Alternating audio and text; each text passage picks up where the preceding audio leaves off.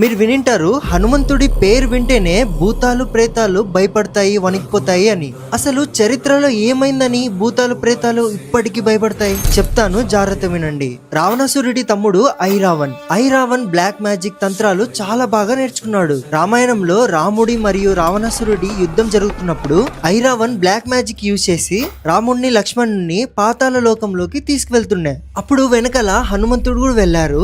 ఐరావన్ ని హనుమంతుడు ఎంత కొడుతున్నా ఇక్కడ చనిపోతున్నాడు, మళ్ళీ అక్కడ బతుకుతున్నాడు. హనుమంతుడికి అర్థమైతుంది ఇదేదో బ్లాక్ మ్యాజిక్ జరుగుతుంది నాతో అని. అప్పుడు తెలుసుకుంటాడు హనుమంతుడు 5 దిక్కుల్లో ఉన్న దీపాలు ఒకేసారి ఆర్పితే ఐరావన్ ని చంపచ్చు అని. కానీ 5 దిక్కుల్లో ఉన్న 5 దీపాలు ఒకేసారి ఎలా ఆర్పాలి? అప్పుడే హనుమంతుడు రౌద్ర రూపాన్ని ధరిస్తారు, పంచముఖి హనుమాన్. ఆ రూపంతో 5 దిక్కుల్లో ఉన్న 5 దీపాలని ఒకేసారి ఆర్పి ఐరావన్ ని చంపుతారు.